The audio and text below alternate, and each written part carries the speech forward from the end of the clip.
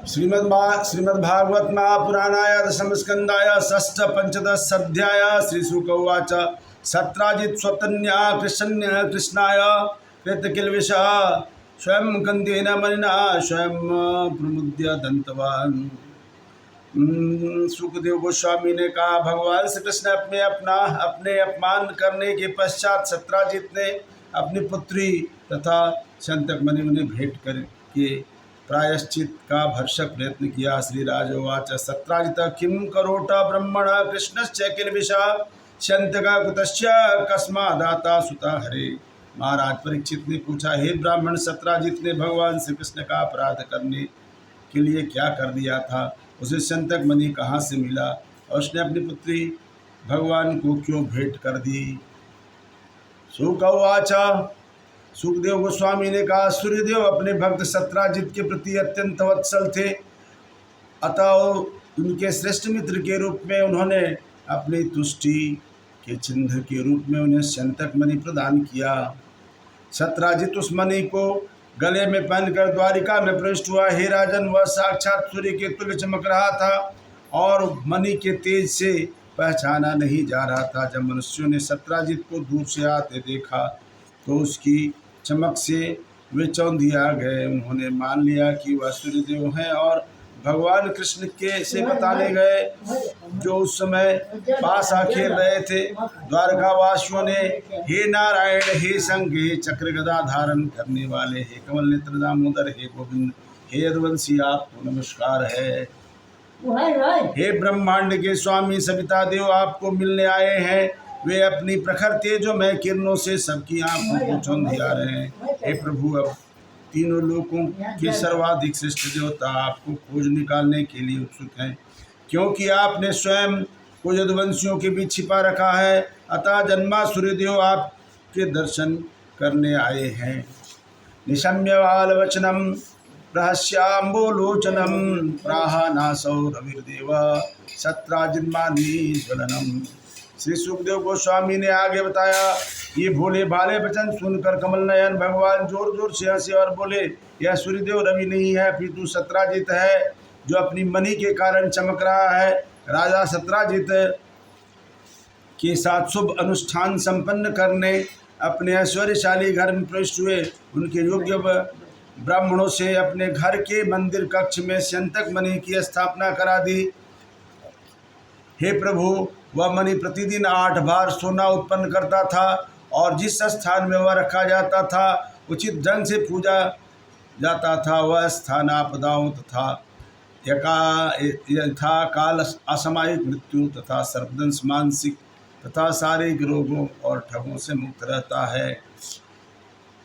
एक अवसर पर भगवान श्री कृष्ण ने सत्राजित से अनुरोध किया कि वह इस मणि को यदुराज उग्रसेन को दे दे, किंतु सत्राजित इस लालची था और उसने देने से इनकार कर दिया। उसने श्री भगवान की याचना को ठुकराने से होने वाली अपराध की गंभीरता पर विचार नहीं किया।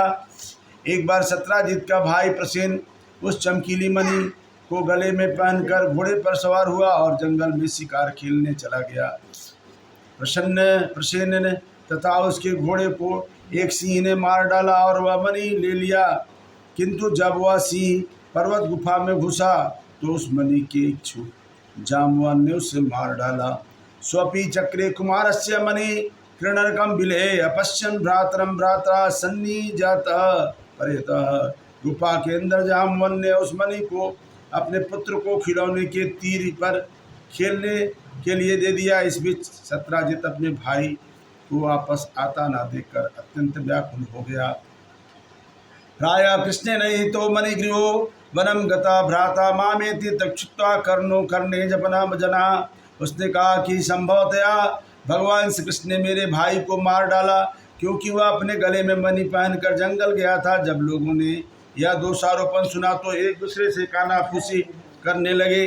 जब भगवान श्री कृष्ण ने यह अफवाह सुनी तो उन्होंने अपने यश में लगे कलंक को मिटाना चाहा।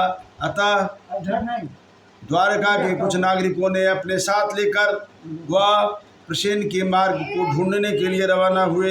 जब जंगल में उन्होंने प्रसेन तथा उसके घोड़ों दोनों को ही सिंह द्वारा मारे गए थे, उसके आगे उन्होंने पर्वत की बगल में एक सिंह के वृक्ष जामवन द्वारा मारा गया पाया गया।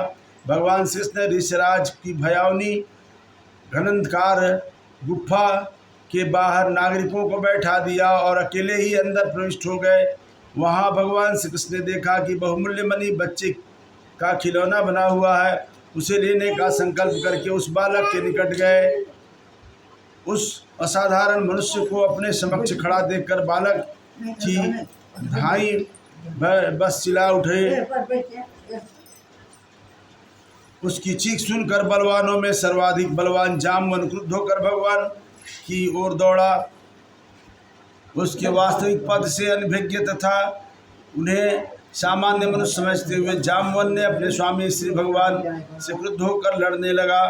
दोनों जीतने के लिए कृतसंकल्प होकर घमासान द्वंद्व युद्ध करने लगे। पहले विविध हथियारों और तब पत्थरों, वृक्षों के तनों और अंत में निशस्त्र वस्तुओं को एक दूसरे से भिड़कर वे मांस के टुकड़े के लिए झपट रहे दो बाजों की तरह लड़ रहे थे। यह युद्ध बिना विश्राम के 28 दिनों तक चलता रहा। दोनों एक दूसरे पर मुक्के का प्रहार कर रहे थे, जो टुक टुक करने वाले बिजली के प्रहारों जैसे गिरते थे। भगवान श्री कृष्ण के मुक्कों से जामवन की उभरी मांसपेशियां कुचलती गई। उसका बल घटने लगा और पसीने से अंग तरबतर हो गया।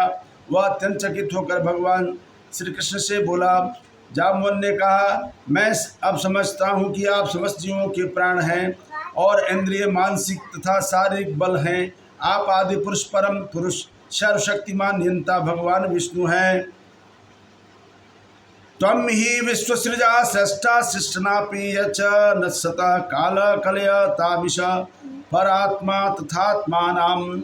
आप ब्रह्मांड के समस्त सृष्टाओं में परम सृष्टा और समस्त सृजित वस्तुओं में निहित वस्तु सत हैं। आप समस्त दमनकारियों के दमनकर्ता हैं, परमेश्वर तथा समस्त आत्माओं के परमात्मा हैं। आप वही हैं जिनके क्रोध से तनिक प्रकट करने वाली चीतवन ने अर्थात जल के अंदर घड़ियालों तथा तिमिलंगल मछलियों से क्षुब्ध बना दिया था, जिससे सागर मार्ग देने के लिए बाध्य हुआ। आप वहीं से अपना यश स्थापित करने हेतु एक महान सेतु का निर्माण किया, लंका नगरी को जला दिया और जिसके बाणों ने रावण के सिरों को छिन्न भिन्न करके पृथ्वी पर गिरा दिया। श्री सुखदेव गोस्वामी ने कहा, हे राजन, तब भगवान श्री कृष्ण ने ऋषिराज को संबोधित किया, जो सच्चाई जान गया। देव की पुत्र कमल नेत्र श्री भगवान के समस्त आशीर्वादों के दाता अपने हाथ से जामवन को स्पर्श किया और अपने भक्त से अत्यंत कृपा पूर्वक मेघ की गर्जना जैसी गंभीर वाणी से बोले, मणि हेतोरिह प्राप्त वै वृक्षविलम मिथ्याभिशापम प्रजन्नामनो मणिनामुना। भगवान श्री कृष्ण ने कहा, हे ऋषिराज, हम इसी मणि के लिए आपकी गुफा में आए हैं। मैं इस मणि का उपयोग अपने विरुद्ध लगाए गए आरोपों को झूठा सिद्ध करने की कामना चाहता हूँ। इस प्रकार कहे जाने पर जामवन ने प्रसन्नतापूर्वक अपनी कुमारी पुत्री जामवती के साथ मणि भेंट की। अर्पित करते हुए भगवान श्री कृष्ण का सम्मान किया। भगवान सौरी के गुफा में प्रविष्ट होने के उपरांत उसके द्वारा आए द्वारका के मनुष्य 12 दिनों तक उनकी प्रतीक्षा करते रहे, किंतु वे बाहर नहीं आए। अंत में वे सब निराश होकर अत्यंत दुखी मन से अपने नगर लौट आए। जब देवकी, रुक्मिणी देवी, वसुदेव जी तथा श्री भगवान के अन्य संबंधियों ने सुना कि वे भगवान गुफा से बाहर नहीं निकले, तो सब दुखी होने लगे। सत्राजीत को कोसते हुए व्याकुल द्वारकावासी भागा नामक दुर्गा जी के अर्चा विग्रह के समीप गए और भगवान श्री कृष्ण की वापसी के लिए उसे प्रार्थना करने लगे। जगत नगर निवासी देवी की पूजा संपन्न कर चुके हुए उनसे बोले कि तुम्हारी प्रार्थना स्वीकार की जाती है। तभी अपने लक्ष्य की पूर्ति करके भगवान श्री कृष्ण अपनी नई पत्नी के साथ उनके समक्ष प्रकट हुए, उन्हें हर्ष से सराबोर कर दिया। भगवान ऋषिकेश को उनकी नवीन पत्नी के साथ तथा उनके गले में स्यंतक मणि पड़ी देखकर समस्त मनुष्यों को अत्यधिक प्रसन्नता छा गई, मानो भगवान श्री कृष्ण मृत्यु से वापस लौट आए हों। सत्राजितं समूहाय सभायां राजसन्निधौ प्राप्ति चाख्याम भगवान मणि तस्मै निवत्सेत। भगवान श्री कृष्ण ने सत्राजित को राज्यसभा में बुलवाया। वहाँ राजा उग्रसेन की उपस्थिति में भगवान श्री कृष्ण ने मणि पाए जाने की घोषणा की और तब उसे औपचारिक रीति से सत्राजित को भेंट कर दिया। अत्यधिक लज्जा से मुंह लटकाए सत्राजित ने वह मणि ले लिया और घर लौट गया, किंतु सारे समय वह अपने पापमय आचरण पर पश्चाताप का अनुभव करता रहा।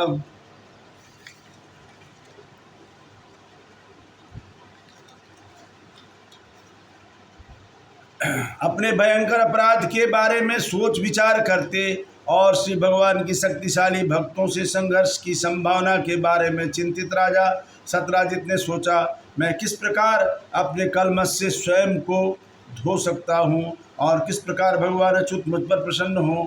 मैं अपने सौभाग्य की पुनः प्राप्ति के लिए क्या कर सकता हूँ। दूरदृष्टि न होने, कंजूस, मूढ़ तथा लालची होने से मैं जनता में से शापित होने से कैसे बचूं। मैं अपनी पुत्री जो कि सभी स्त्रियों में रत्न है संतकमणि के साथ ही भगवान श्री कृष्ण को भेंट कर दूंगा। निस्संदेह उन्हें शांत करने की यही एकमात्र उचित उपाय है। इस प्रकार बुद्धिमानी ने साथ मन में संकल्प करके राजा सत्राजित ने स्वयं अपनी गौर वर्ण वाली पुत्री के साथ साथ संतकमणि भी भगवान श्री कृष्ण को भेंट करने की व्यवस्था की। श्री भगवान ने उचित धार्मिक रीति से सत्यभामा के साथ विवाह कर लिया। उचित आचरण, सौंदर्य, उदारता तथा अन्य सद्गुणों से संपन्न होने के कारण अनेक मनुष्य उससे विवाह करना चाहते थे। भगवान हम मणि प्रतीक्षमो वयो वयम नृपा तवस्ताम देव भक्तास्य वयम च फलभागिना। पूर्ण पुरुषोत्तम भगवान ने सत्राजित से कहा, हे राजा, हमें इस मणि को वापस लेने की इच्छा नहीं है। तुम सूर्यदेव के भक्त हो, अतः इसे अपने पास ही रखो। इस प्रकार हम भी इससे लाभ उठा सकेंगे। इति श्रीमद्भागवत महापुराणाय दशम स्कंदाय षष्ठ पंचादशाध्याय। प्रेम से बोलिए वृंदावन बिहारी लाल की जय। अयोध्या राम लला की जय। भुवन भास्कर सूर्य भगवान की जय। भूत भावन शंकर भगवान की जय। वृंदावन बिहारी लाल की जय। वीर बजरंग बली की जय। उमापति महादेव की जय। जय जय सीताराम, जय जय राधे श्याम।